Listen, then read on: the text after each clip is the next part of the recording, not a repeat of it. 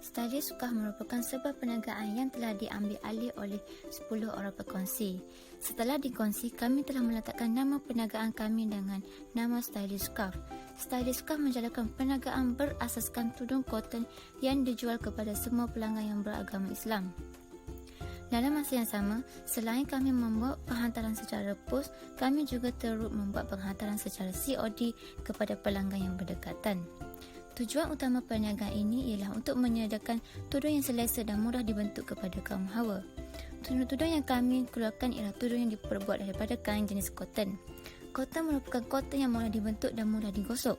Kami juga sentiasa mengeluarkan warna-warna yang menarik telah menjadi pilihan hati pelanggan.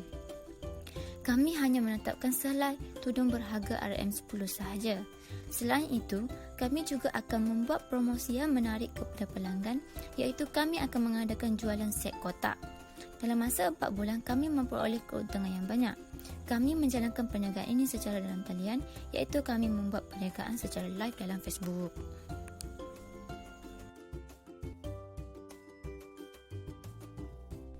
Stylist Scarf merupakan sebuah perniagaan yang mengeluarkan tudung bawah yang sesuai dipakai oleh semua kaum wanita, tidak kira usia, remaja, belia maupun golongan berkejaya.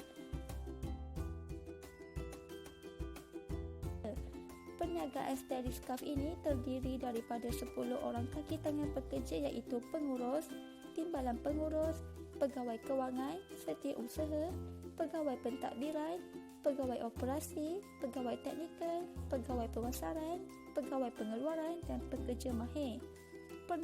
Perniagaan Stylist Scarf yang berbentuk perkongsian ini terdiri daripada 10 orang rakan kongsi. Perniagaan Stylist Scarf ini mempunyai logo, misi dan visi perniagaan tersendiri untuk mendapat tempat dan menambat hati para pengguna serta memberi keyakinan kepada para wanita bahawa tudung bawal sesuai dijadikan tudung utama untuk ke mana sahaja. Visi perniagaan Stylist Scarf ini ialah wear and confident. Stylist Scarf merupakan tudung bawal cotton bidang 45 yang mampu memberi keselesaan kepada para hijabis yang menggayakannya. Jenis kain yang digunakan ialah cotton. Seperti yang kita tahu, kain jenis cotton merupakan kain yang mudah dibentuk dan terletak pada wajah.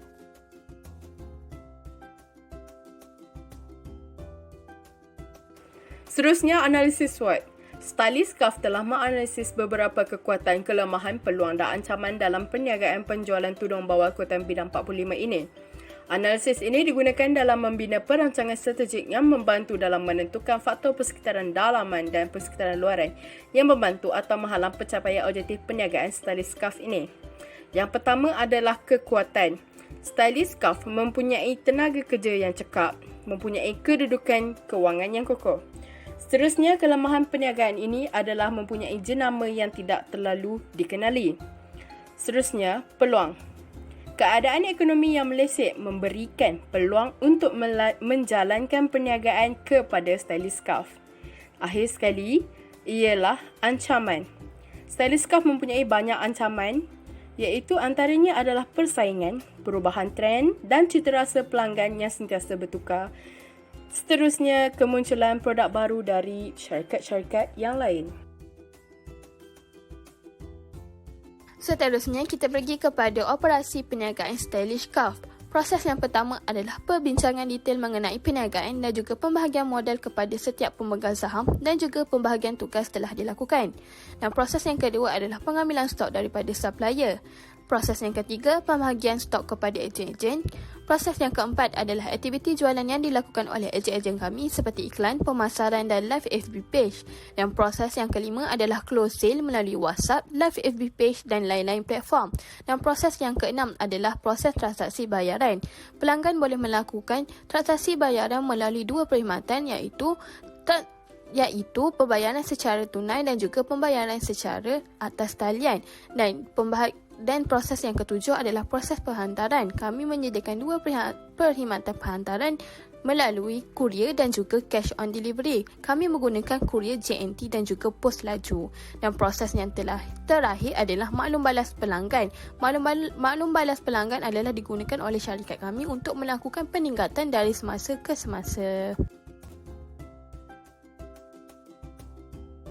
Kami telah menggunakan Facebook sebagai medium pemasaran dan kami juga menggunakan beberapa kaedah pemasaran iaitu kaedah teaser, kaedah soft sell dan kaedah hard sell untuk memasarkan tudung bawal.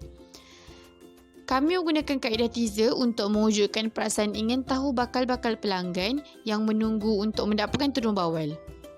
Selain itu, kami menggunakan kaedah soft sell dengan membuat periklanan dengan menceritakan keistimewaan tudung bawal sebelum menjual. Dan kaedah yang ketiga ialah kaedah hard sell.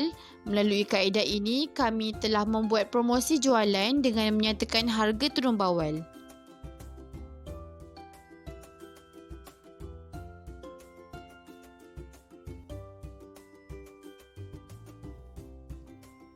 Bahagian keuangan berdasarkan penyata keuangan yang telah disediakan seperti akaun aliran tunai dan penyata pendapatan, perniagaan Stylish Scarf memperoleh lebihan baki tunai akhir sebanyak RM497 setelah mengambil kira kesemua jumlah tunai masuk dan ditolak dengan jumlah tunai keluar. Sepanjang 3 minggu perniagaan dijalankan, aliran tunai keluar mencatatkan jumlah yang sedikit di mana jumlah belanja tidak melebihi jumlah tunai masuk iaitu sebanyak RM453 kurang daripada RM950. Hal ini kerana perniagaan Stylish Scarf menggunakan modal dan hasil jualan untuk membuat belian stok sebanyak RM400 iaitu 83 helai tudung, pembayaran pos RM23 dan bil internet sebanyak RM30.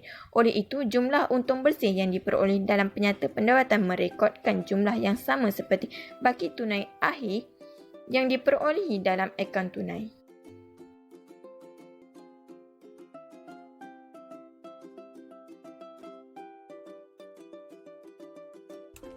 Kesimpulan, berdasarkan perancangan yang telah dilakukan, ternyata Stylish Scarf benar-benar mendapat sambutan yang hangat dalam kalangan masyarakat. Pengusaha telah mendapat keuntungan semasa menjalankan perniagaan ini. Pengeluaran tudung bawal jenis cotton ini telah mendapat maklum balas yang positif seperti mudah dibentuk, tidak jarang dan warna yang sangat cantik. Maklum balas yang positif ini telah membuatkan pengusaha terus berusaha untuk memberikan yang terbaik. Akhir sekali, pengusaha berharap agar tudung ini terus menjadi pilihan utama dalam kalangan masyarakat dan terus dapat mengeluarkan bilangan helaian yang lebih banyak pada masa hadapan untuk memenuhi permintaan pelanggan agar seiring dengan gaya masa kini.